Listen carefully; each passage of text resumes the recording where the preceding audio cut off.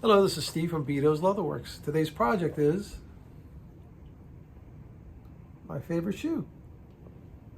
I didn't tell you guys this was my favorite shoe. Florsheim Imperials. These are shell Cordovan. Now these are in great shape. Somebody added a thin rubber sole on top of the leather, and they re-nailed the heel, which not a very good job, unfortunately, but it's okay.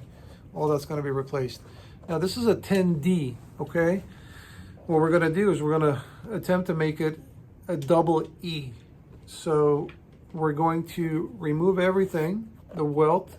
We're going to add a new footbed slightly wider than what we have here.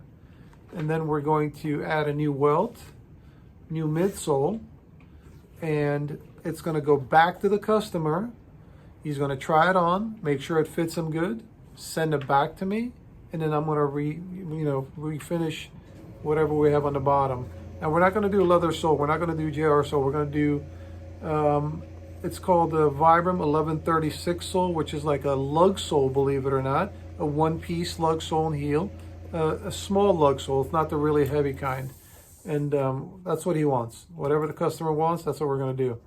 And then we're going to ship it back to him. Hopefully we'll get a reaction video. Let me see. I hope this works out. Not like the Gucci bag that we did. It didn't work out with the customer to do the reaction. So I think once it gets done, this is going to be like a tank shoe. It should last for many years to come. All right. By the way, this project was almost $600. All right, let's get started.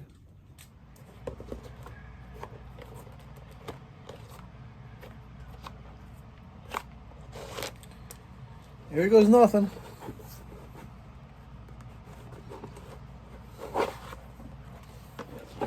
This is a good shoe. I like it. You guys knew that.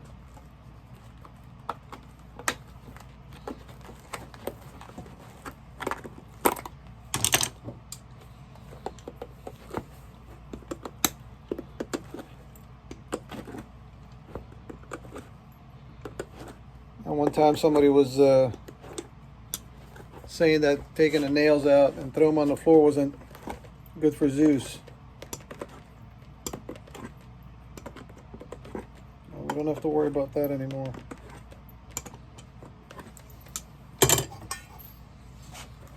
So let's take this off. Now we're going to take everything off, right? I mean, we're going to take the sole, the welt,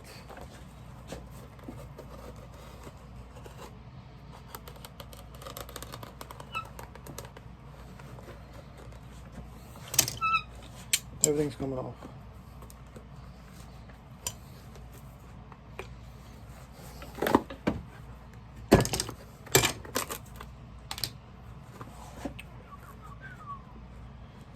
All right, let's continue.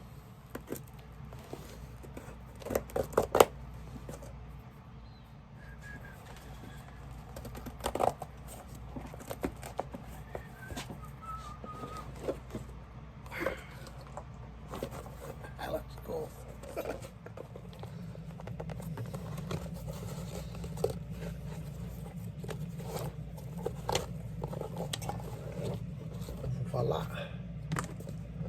She is off. I'm not going to waste my time cleaning the core, cleaning the thread, because everything's got to be replaced. So basically we're going to pull the uppers away from the footbed.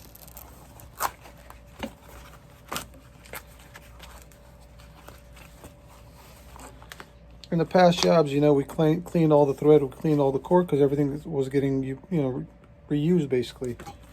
Now we're not going to use anything. Now we're going to do here, once we got this apart, we're going to condition the uppers, and we're going to condition the lining right here. Put some moisturizers into it, because it's been a long time since this has gotten some conditioners to it. All right, let's continue. What we've got here is the Venetian Creme.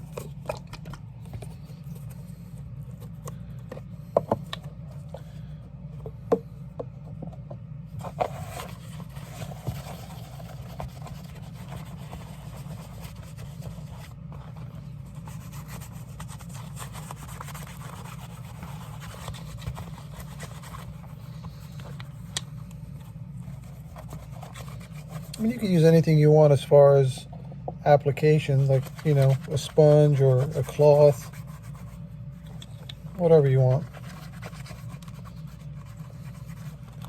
I like to use my fingers because it kind of, you can feel rubbing it in.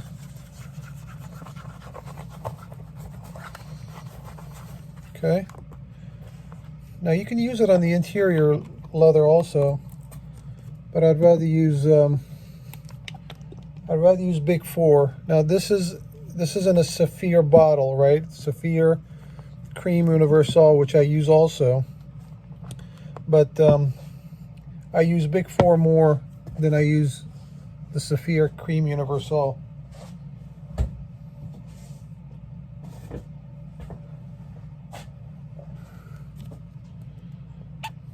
I just use this bottle because it's convenient.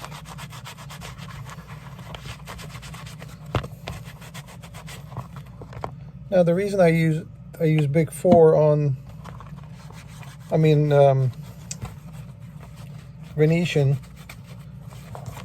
on the shell, because the Horween company, which is the maker of the world's, shouldn't say finest, I guess there are other companies too, but it's been around, Horween's been around for a long time, and they do great leathers, especially shell Cordovan.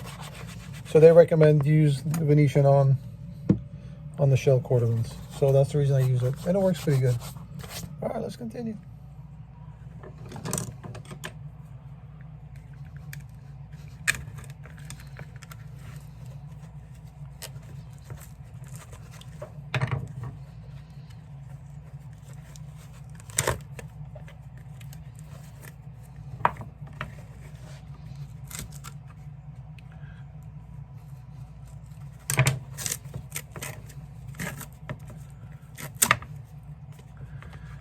We want to remove this. This is called the gemming. This is what is basically glued onto the footbed, and everything else is stitched to the uppers and the welt. I wanted to kind of remove that because I want to get the true size of the width here, because the way we're going to do it is we're going to, okay, this is an 8.9 ounce leather, which is a little bit thicker than what we needed, so we're going to thin that out just a little bit when we go ahead and sand it on the machine.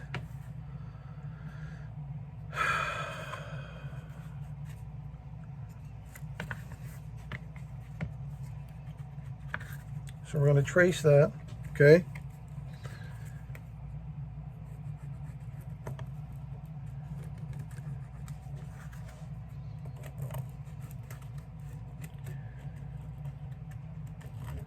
Now there's going to be a lot of people who are kind of skeptics and say that this can't be done, you shouldn't do it this way, and blah, blah, blah. It's true. You really need a last to change the size of the shoe. But is it a mandatory? No, I think it can be done. It can be done without it. So what we're going to do is basically, once we semi-assemble the shoe, okay, it's going to go back to the customer. They're going to basically try it on and make sure that we've got a good fit. If we need to make some adjustments, we will before we put the welt on. Okay. And then finish the shoe up.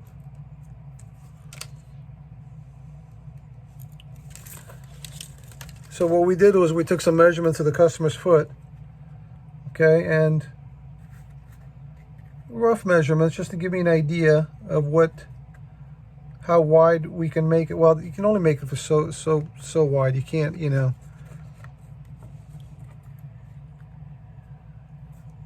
certain widths, you can't make it an inch wider, for example, you know.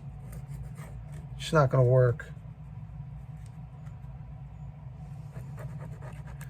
So what we did was we take the measurement of the interior of the shoe, add that to the width of the footbed, and that'll give you a rough idea of what you have.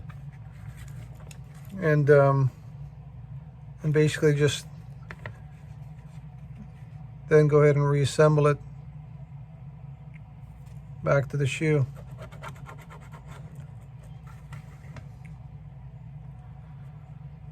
So you get a rough idea. We're changing this D width, I think it's a D. Yeah, it's a D width to a double E. So we're adding probably about, I would say, maybe 1/4 of an inch to the circumference of the interior, which is a lot, you know, to make it work. All right, let's continue.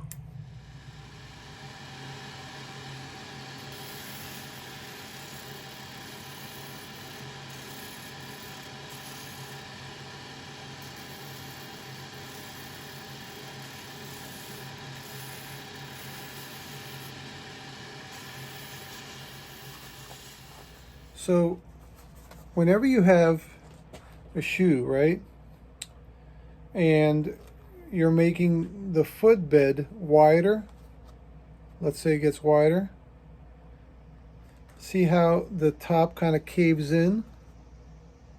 So you can't go too wide without this being longer also, okay? So there's certain widths you can do, but it's not you can't really do that with every shoe. Okay, so even with this one, as wide as we're going, you're still going to kind of change the circumference of the interior, and it's not going to be so rounded, let's say, to fit the foot. Okay, if this uppers go too flat like this, then you're not going to have any room in there, even though the circumference has changed, but it's not a shape of the foot, if that makes sense.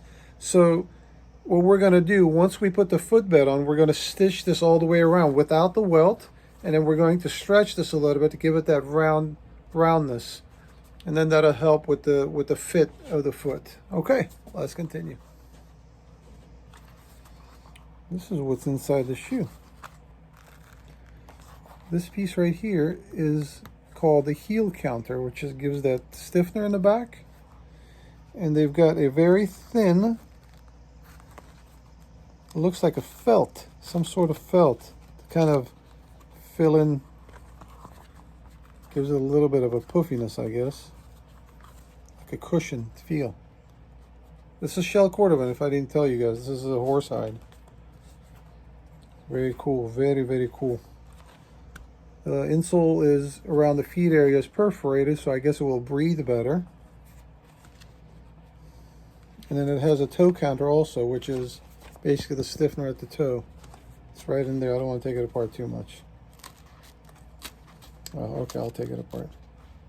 That's underneath the felt right there. So it's sandwiched. You've got 4 layers. You've got the lining, the toe counter, the felt, and the outer shell piece. Cool. All right, let's continue. This is called a gemming, okay? This is the one this is the, you know, the part that we took apart, that we ripped up. Okay. So basically,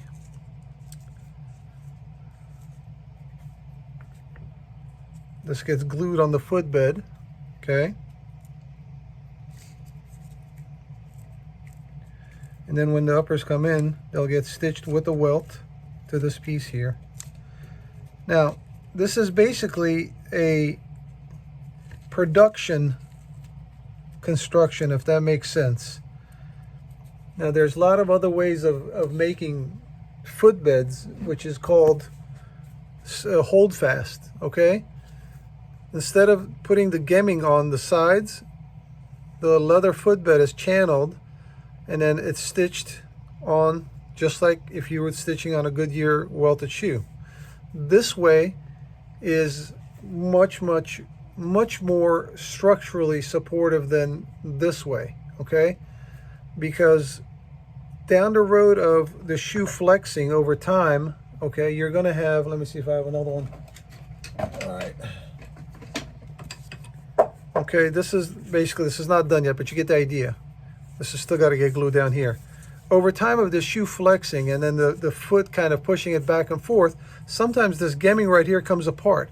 Well, what happens when that comes apart? It changes the size of the shoe. Okay, so this construction, this doesn't do that, but manufacturers don't make shoes in the production company like this. Most of the made shoes, handmade shoemakers will use that construction because it's handmade. It's done one pair at a time, and that's a much more structurally sound construction than this is.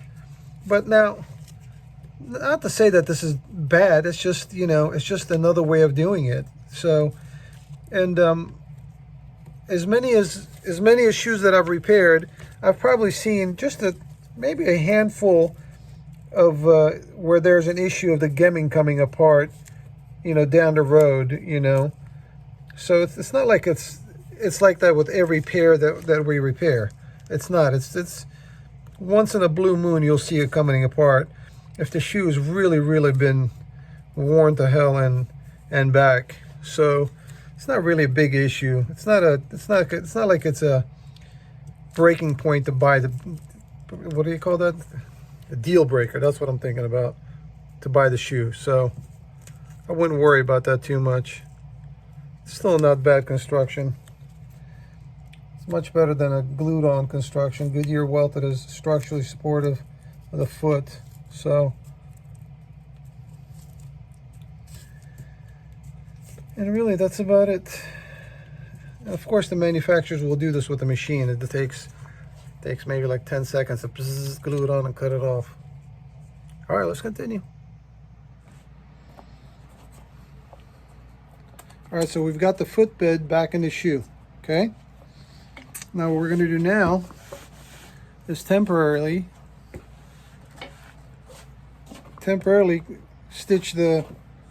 position the footbed onto the shoe.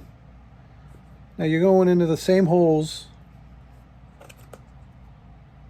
as previously where the welt was stitched on, so you're not creating new holes. Just a small piece of thread securing the footbed, the gemming, to the uppers. Okay, just like that. Now once that's done,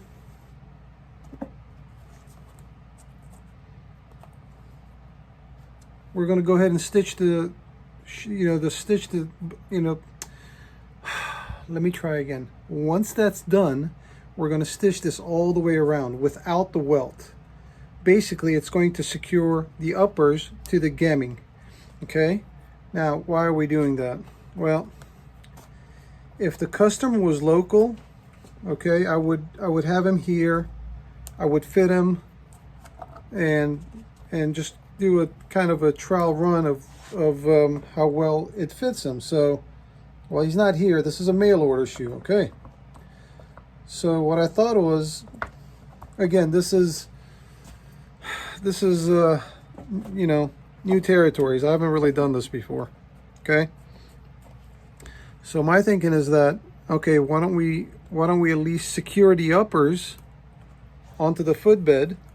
It will feel the same as if it had a welt on. The welt is just there to add that piece on the side so the soles can get stitched onto, right?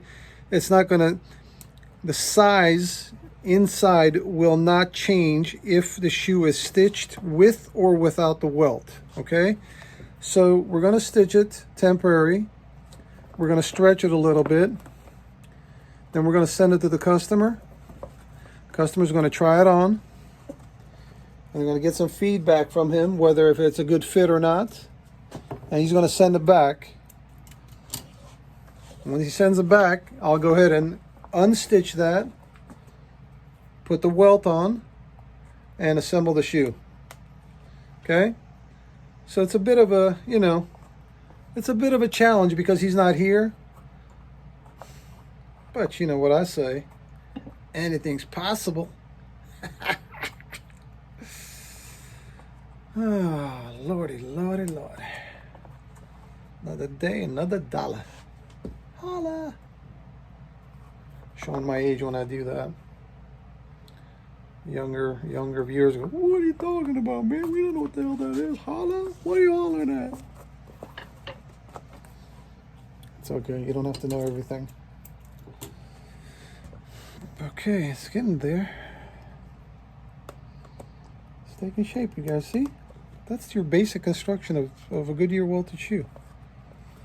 Of course, we're going to add on, you know, the shank, the cork, shank cover, midsole, and the sole. Just like if it was just a regular repair. This is just an extra step that we're doing on this particular pair. So everybody's intrigued at this, at what I'm doing, because I posted some pictures and everybody's like, wow, how are you doing that? We need to see a video. Come on, man, you know. I'm like, all right, I'll show you.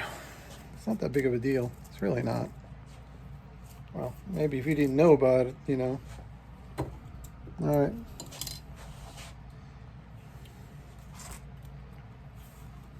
All right, I'm not going to bore you throughout this whole process. Maybe I should speed this. Maybe I should speed this up while I stitch it. Let's do it. Okay, we'll speed it up. Let's continue.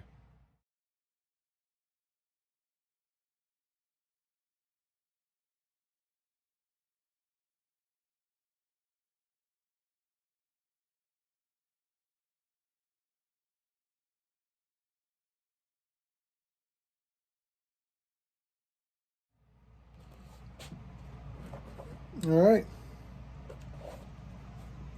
Basically stitch from right there all the way around. Can't really tell too much. Things changed just visually looking at it. So we're going to wet this area down now. We're going to stretch it a little bit. All right, let's continue. Okay. Now this is done, okay? The right foot is done. Now these are basically stretchers, okay? These forms right here come in different shapes. Small, large, medium, ladies, high heels, flats, okay? One crank here basically opens that up there. Crank it like that. You see it opening up?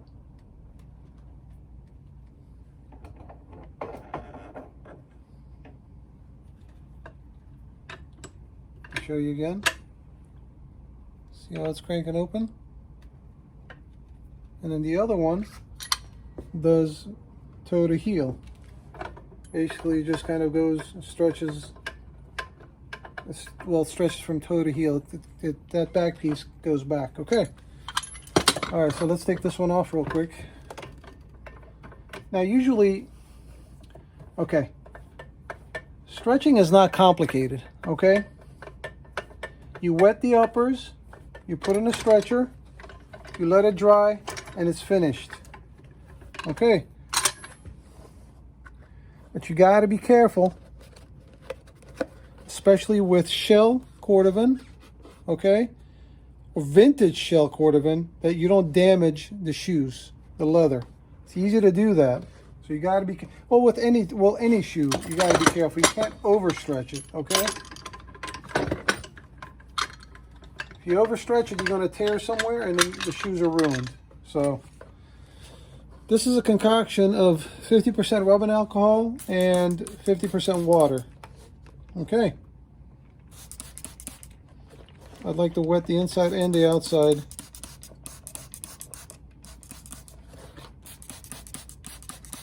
Again, some people are really kind of nervous about doing stretching shell. Just want to put this on here so it doesn't stick to the shoe because it's wet on the inside. So sometimes if it dries, I don't want it sticking to inside of the lining.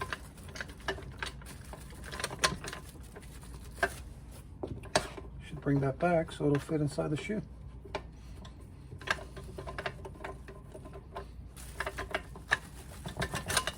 Okay, now first I'll go ahead and crank the back one.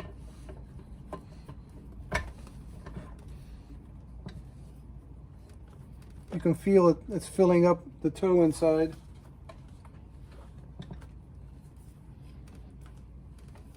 Okay. Now crank this one here.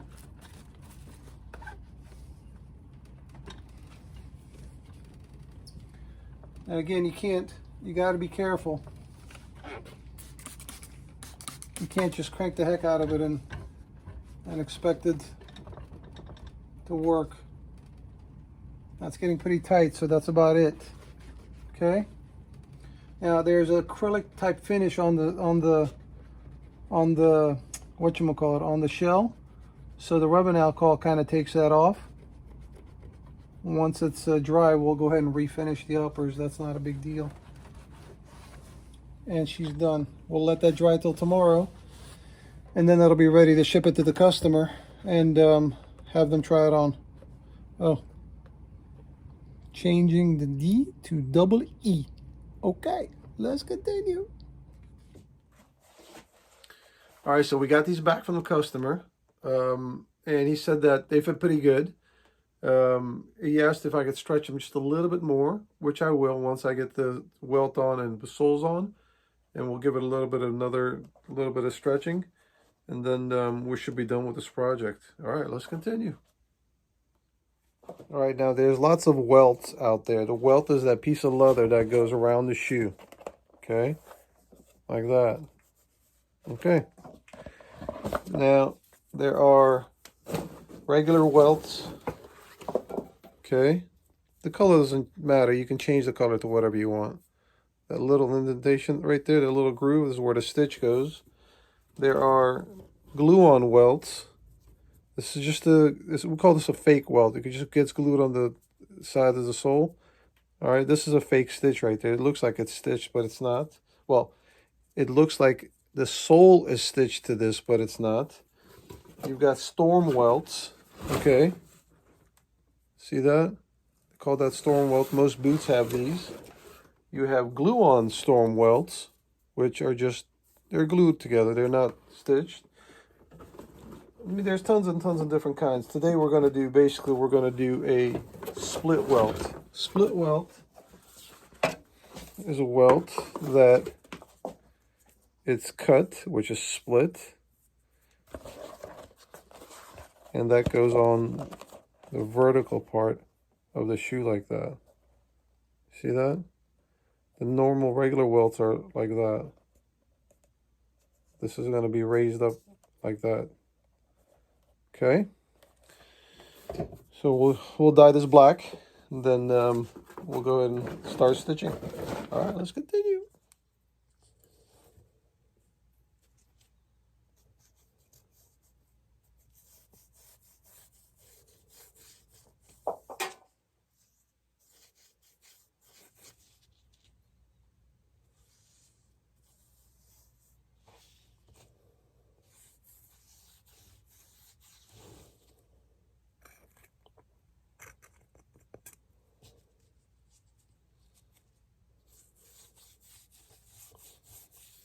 What, you guys didn't want to stare at a cup for 5 minutes? Where'd it go?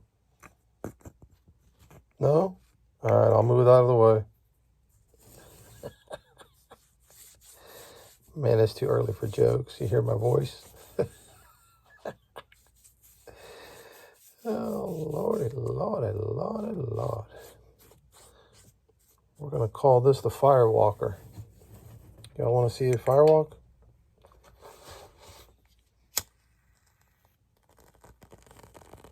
You see it? There she goes. Look, look, look, look, look, look, look, look.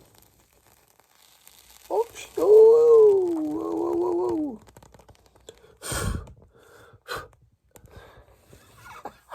I love that. Hey, hey, it's still on fire. Oh, Lord. When the dye is, you know, still wet, well, it's going to catch on fire. Fire! Growing up, I always played with candles. Well, the electricity would go out and, you know, we'd have candles out. I love playing with those candles. Little childhood memories of what I have of them. All right, let's light this sucker on fire too. Come on now, get it. There she goes. Barely see it. Hold on. It's right there. Right there. See it? Come on, it's right there. I feel it. Ow, I feel it. Oh, still there. Go up the hill. There you go. All right, let's continue. Alrighty. Time to stitch some welt on. This is a beeswax. Looks like a crater from the moon, right? Cool. So even though this is a wax lace, I still like to kind of put a little bit of extra wax on it just to put a little extra wax on it. Now you guys remember we stitched this temporary, right? We're going to remove all those stitches and we're going to go ahead and restitch everything back. So I won't bore you with that. I'll just speed this up and go ahead and stitch the welt on. All right, let's continue.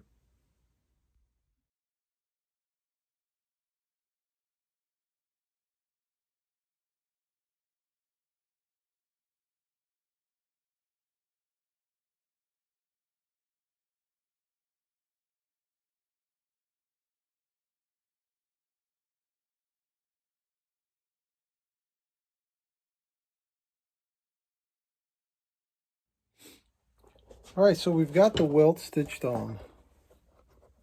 It's looking pretty cool. Now we're going to add the metal shank.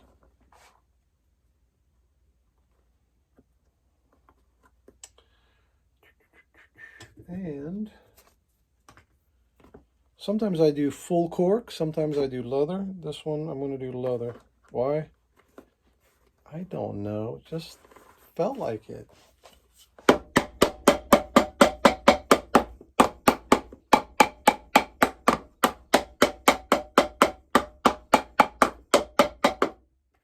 Seriously, I don't know why.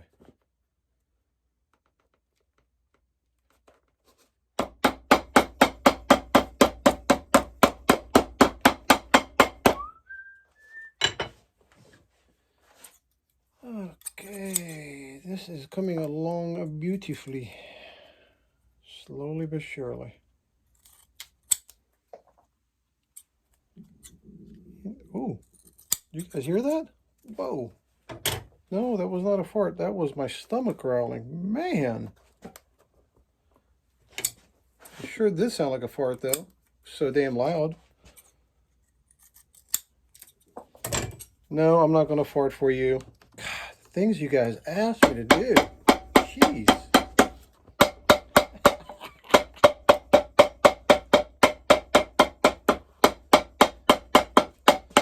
Cool. Now we're going to put a midsole on. Okay. It's a little bit thick, but we'll sand that down. This was the same leather, same type of leather as the footbed.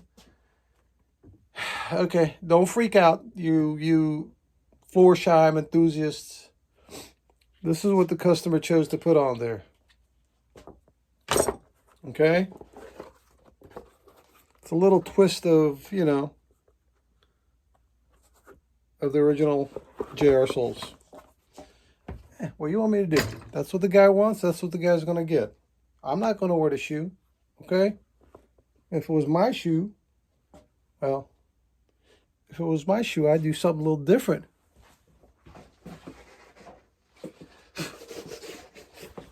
But ow!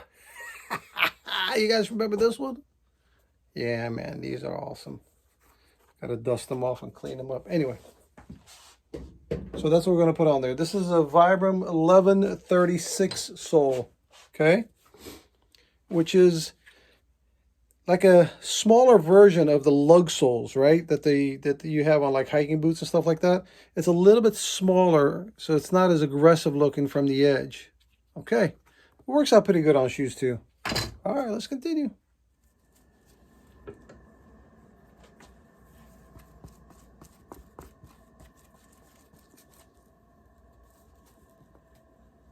Now I was gonna I was gonna put a rubber midsole, which is this guy here. I just was afraid it's going to add to the weight a little bit, even though this is slightly heavier than the leather. Not much, but still. And when we would sand the edges, can't really get a shine on that, right? So it'll blend in with the sole, which would make it look thicker. With the leather welt, you get a nice shine on the welt, and I mean leather midsole. You get a nice shine on the midsole on the edge because it's leather, and the point of the rubber and the leather, kind of the joint, you'll see a nice line. Your eye won't see it as a thick sole because it'll the shiny surface and the dull surface will kind of separate that visually. So yeah, there's a reasoning behind everything I do. I may not say what it is, but there's always a thought process that I go through, you know, before I do something. So that was the reason for that. Now the leather filler, basically, it's going to give it a little bit of a more of a solid surface over time, because cork tends to fall apart and starts to crumble. I mean, years and years and years and years down the road, not you know, not really real quick. So what this is going to do right in the shank area, right in the mid section area, is going to give it a good foundation when everything kind of glues together and secures together. There's no nails on these soles. Okay, I can't nail anything. So with the regular Florsheim soles, with the leather soles, we usually put 5 nails right here. That kind of secures the sole and the footbed and the midsole together. So, you know, as it moves over time, it doesn't loosen up there. I think that's what the nails are there in the shank for. But with this one, this is all glued together. Well, we're going to stitch the midsole on, but I'm saying as far as nailing, like in the heel base or in the shank area. Okay, let's continue.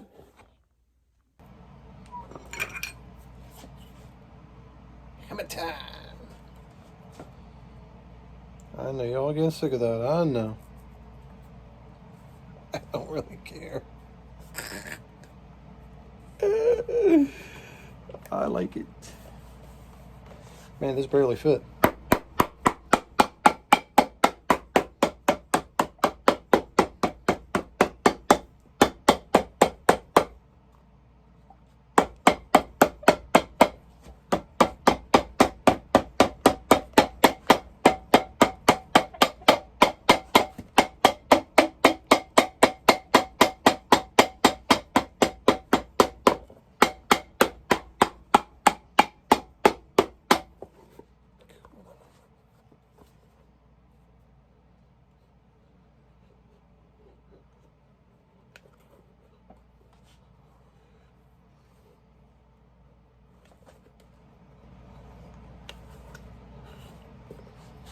Beautiful, beautiful. We are getting there.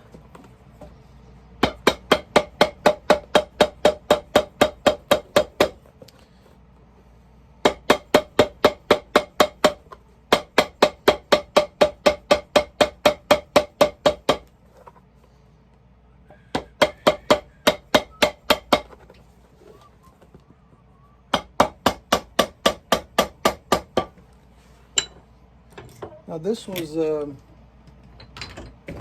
first time I've done this type of job, where I've replaced the footbed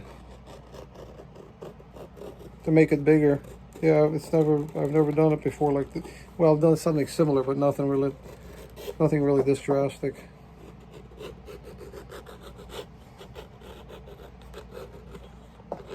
And I think it was a success.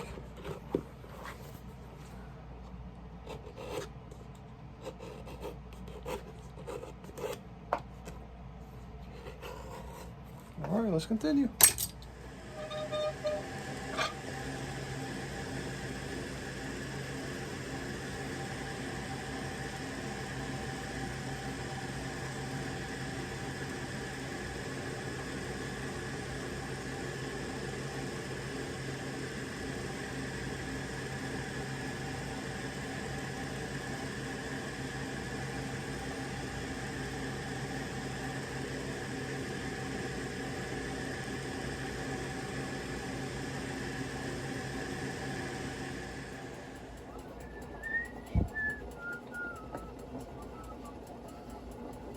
this area right here.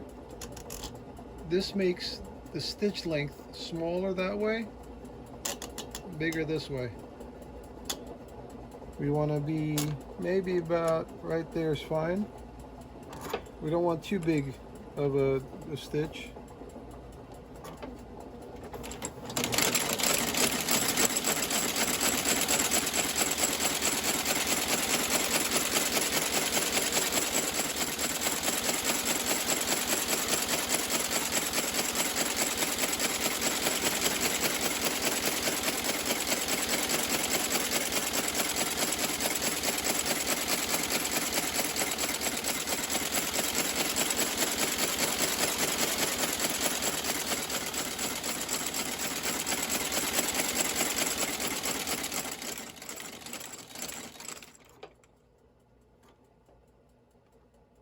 I swear there's always a knife missing from this machine. I'm going to tie this thing down to the machine one day so I don't get frustrated every time I need it, it's not there. I got like 20 knives everywhere, you know? Okay, so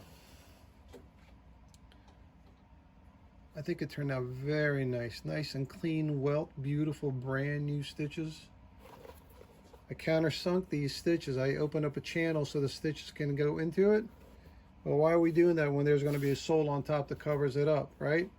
So when the new sole wears out, which it probably never will with that Vibram, is durable as hell, if the sole's being replaced and the person who's working on it next removes the sole, goes to sand the surface to apply another sole on, well, those stitches won't be bothered. He won't touch those stitches, where you'd have to sand the stitches off, pick the stitches, and re-stitch the whole sole again. Basically, he'll remove it, sand the surface, glue a new one on, and trim it, and be done. So that's why I countersunk that. Let's continue. So we're going to put 2 coats of glue on here, especially around the sides.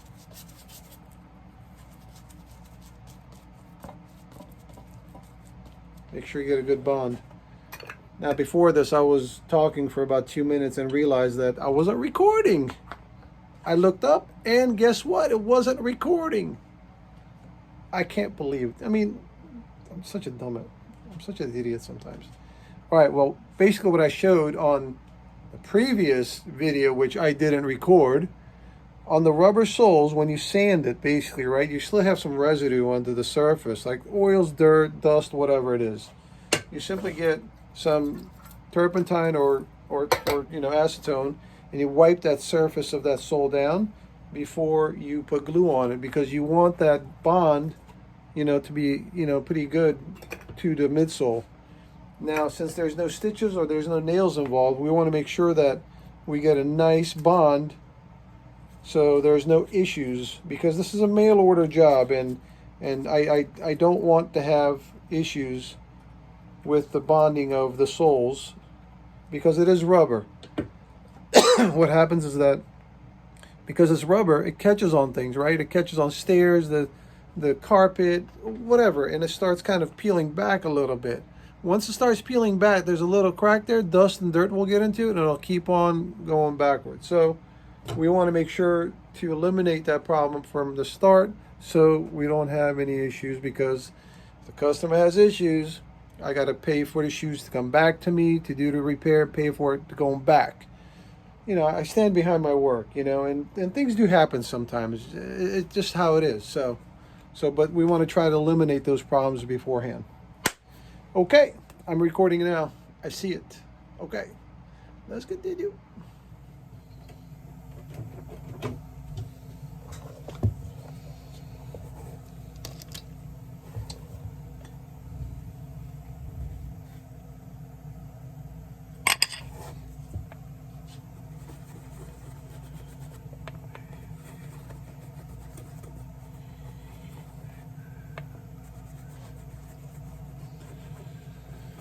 All right, we're almost done with this project.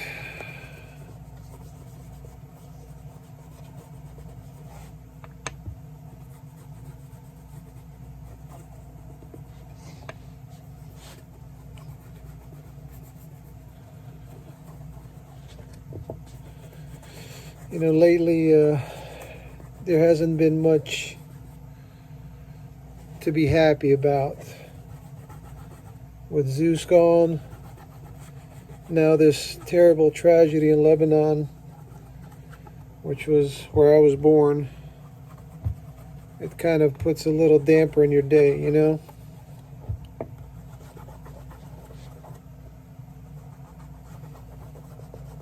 But life must go on.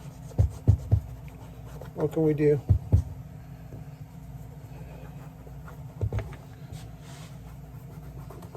Guess the old saying, you know, is true. If it doesn't kill you, make you stronger, I guess.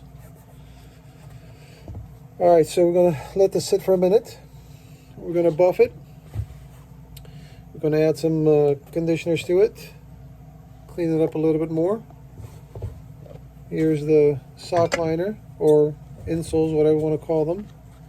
I've got the pads underneath it. Most of the time I put cushion underneath the heel to give it a little bit of comfort. And what we'll do is we'll sand that. We'll sand that transition down right there to like a 0, so it'll be gradually going up. It won't be like a hump there. Skive the front, glue it in there, and she's almost done. All right, let's continue. One last thing. This is called a fudge wheel. What we're going to do is we're going to put a little pattern along the welt area.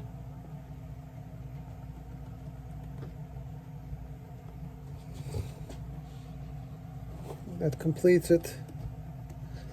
That completes the look.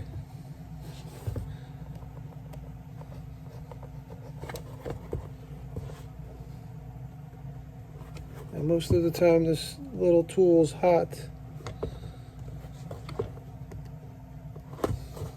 Not this time.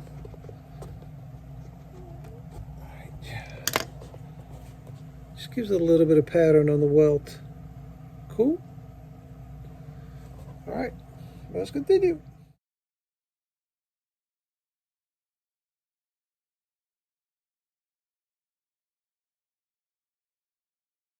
All right, welcome back. We're done with another project. I think they turned out pretty cool. Now they're fairly new shoes, right? They weren't worn that much. So the uppers were in great shape. All they need is a little bit of, you know, touching up and conditioning, and that did the trick. Now obviously the main issue was making these wider, replacing the footbed to make the actual shoe wider than what it was. This is a D. We changed it to 10D. We changed it to like 10 1/4 double E. Okay. We're gonna stretch. Well, we did. We stretched it once, and we stretched it a second time a little bit more. And I think once the customer sees this finished product, he's gonna be very happy. I'm gonna try to see if I can get his reaction. I'll do my best. So it's not a guarantee. Anyway, thank you for joining me again. If you haven't subscribed, please do so. We'd greatly appreciate it. Now these are the flags. Basically behind me, you're seeing. This is the Armenian flag. This is my blood. This is the Lebanese flag. This is my birthplace. Obviously, this is the USA flag, which is very important to me because this is my home now. Okay. All right, guys. Thanks again for joining me. I really appreciate it. It's been a little bit tough this month, but you know what? That's life. What are we going to do? We just have to kind of move on and deal with things that come up in life. And we just have to make it work. All right. We'll see you guys again on the next project. Take care.